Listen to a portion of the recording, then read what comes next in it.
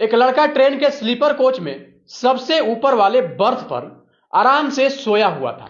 Train रुकती है और रुकने के बाद जब अचानक फिर से वो ट्रेन खुलती है, तब उस लड़के का, जो कि काफी देर से ऊपर वाले बर्थ पर सोया हुआ था, उसकी नींद खुल जाती है। और जब नींद खुलती है, जब वह नीचे देखता है, तो नीचे वाले बर्थ पर उसकी पत्नी, जिससे कि 6 साल पहले तलाक हो चुका था, वह उसी तरह नीचे वाले बर्थ पर एक कम पैसे की साड़ी पहनकर बैठी हुई थी और इस बदहवास हाल में बैठी हुई थी और ऐसा कुछ सोच रही थी मानो उसने जीवन में बहुत बड़ा कुछ नुकसान कर दिया हो, या फिर यूं कहें कि उसको देखने के बाद ऐसा प्रतीत हो रहा था जैसे उसका कुछ बहुत बड़ा खो गया हो।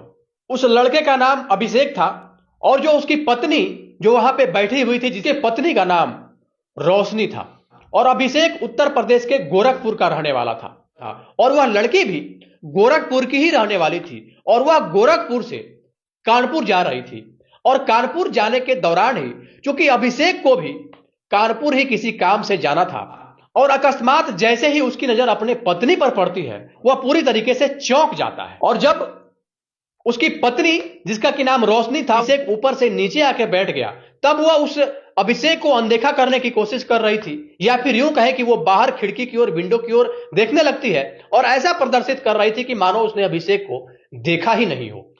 अभिषेक नीचे रोशनी के पास आकर बैठता है और बैठने के बाद रोशनी से कहता है कि आप ऐसे इस हाल में कहां जा रही हो और आपने अपनी हालत कैसी कर रखी है?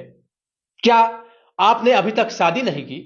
तब थोड़ी देर बाद अभिषेक के बातों का रोशनी अभिषेक की ओर देखते हुए रिप्लाई करती है और ना में सर हिलाती है और कहती है कि ना, मैंने अभी शादी नहीं की। क्या आपने शादी कर ली? और इतना सुनते ही अभिषेक भी ना में सर हिला देता है और इसके बाद रोशनी से कहता है, ना, अभी तो मैंने भी शादी नहीं की। हालांकि थोड़ी देर दोनों मौन रहते हैं, लेकिन अभिषेक से ज्यादा देर तक रुका नहीं जाता है। वह रोशनी से पूछता है कि आपकी यह दशा मुझसे देखा नहीं जा रहा है। जब आपसे हमारी तलाक हुई थी उस समय तो काफी अच्छी खासी आप दिखती थी, काफी खूबसूरत थी, और अचानक से क्या हो गया? आपकी ये दशा अचानक से कैसे बदल गई और अभी आप इस हाल में कहां जा रही हैं? इतना सुनते ही रोशनी अभिषेक से कहती है कि मैं कानपुर जा रही हूं। कानपुर में बड़े भैया रहते हैं और मां की तबीयत खराब है। मां का जो इलाज है वो कानपुर में ही चल रहा है, तो बड़े भैया अपने ही पास मां को रखते हैं और वहीं से उनका ट्रीटमेंट हो रहा है।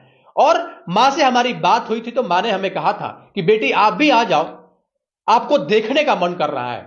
तो मैं जा रही हूं, उनसे मिल भी लूंगी और जब मैं उनके पास जाऊंगी तो उनकी देखरेख भी हो जाएगी। लेकिन